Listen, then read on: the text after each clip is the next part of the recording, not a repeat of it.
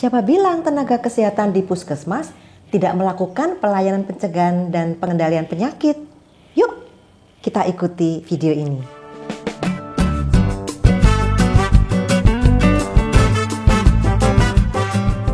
Assalamualaikum warahmatullahi wabarakatuh. Sobat sehat, bertemu kembali dengan saya Dr. Sufi.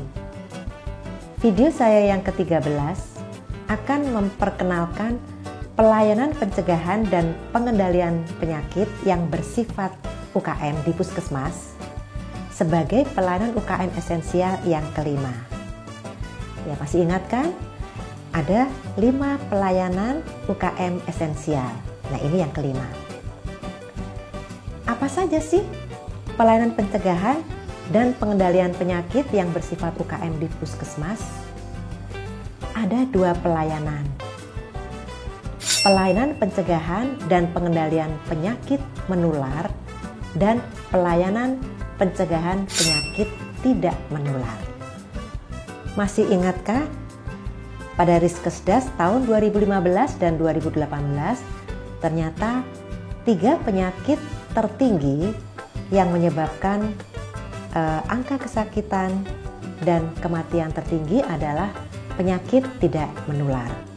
Pelayanan pencegahan dan pengendalian penyakit menular dan pelayanan pencegahan penyakit tidak menular itu ada 2. Pertama, pelayanan pencegahan dan pengendalian penyakit menular.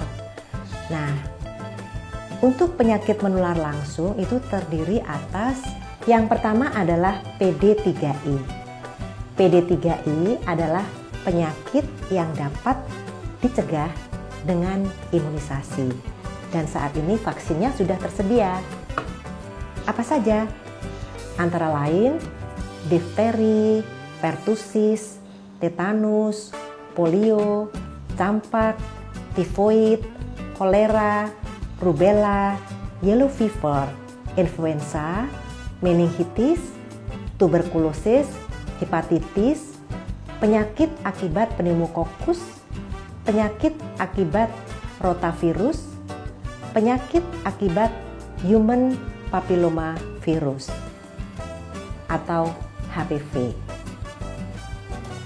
Yang kedua adalah pelayanan pengendalian dan pencegahan penyakit menular lain yang tidak ada atau belum ada vaksinnya, yaitu penyakit virus Ebola, MERS-CoV, infeksi saluran pencernaan, infeksi menular seksual, infeksi human immunodeficiency virus atau HIV, infeksi saluran pernafasan, kusta, frambusia, dan yang terbaru ini adalah COVID-19. Kemudian ada jenis penyakit menular yang disebabkan oleh vektor atau binatang pembawa penyakit yang terdiri atas malaria, demam berdarah, chikungunya, filariasis, dan kecacingan, Schistosomiasis, Japanese encephalitis, rabies, antraks, pes, toxoplasma, leptospirosis, flu burung atau avian influenza, dan West Nile.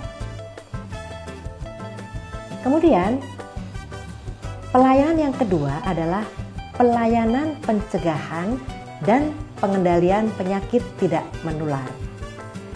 Diprioritaskan pada penyakit tidak menular dengan angka kematian dan kecacatan yang tinggi. Angka kesakitan atau tingginya beban biaya pengobatan dan memiliki faktor risiko yang dapat diubah. Apa saja pelayanan pencegahan dan pengendalian penyakit menular di puskesmas? Ada beberapa yang disediakan oleh puskesmas. Pertama, pencegahan dan pengendalian filariasis. Kedua, pencegahan dan pengendalian kecacingan. Ketiga, pencegahan dan pengendalian infeksi dengue atau DBD atau demam berdarah. Keempat, pencegahan dan pengendalian malaria. Kelima, pencegahan dan pengendalian zoonosis. Keenam, pencegahan dan pengendalian HIV/AIDS.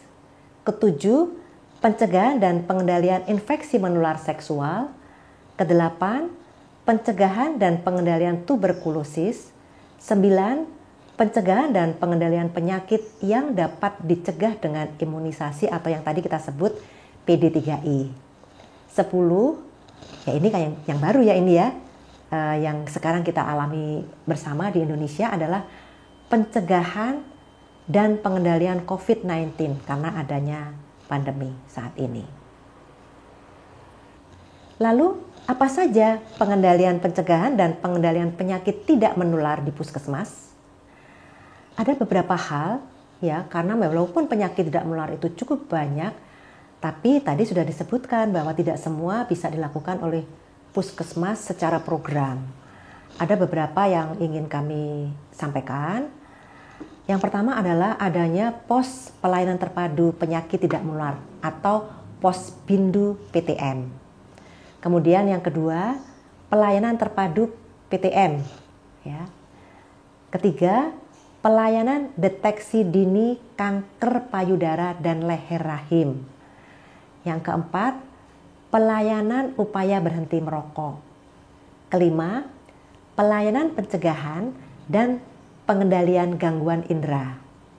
Indera itu mata, telinga, dan hidung, ya, atau penciuman.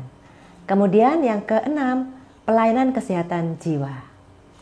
Sobat sehat, itulah penjelasan singkat tentang pelayanan pencegahan dan pengendalian penyakit, baik penyakit menular maupun penyakit tidak menular yang bersifat UKM di puskesmas.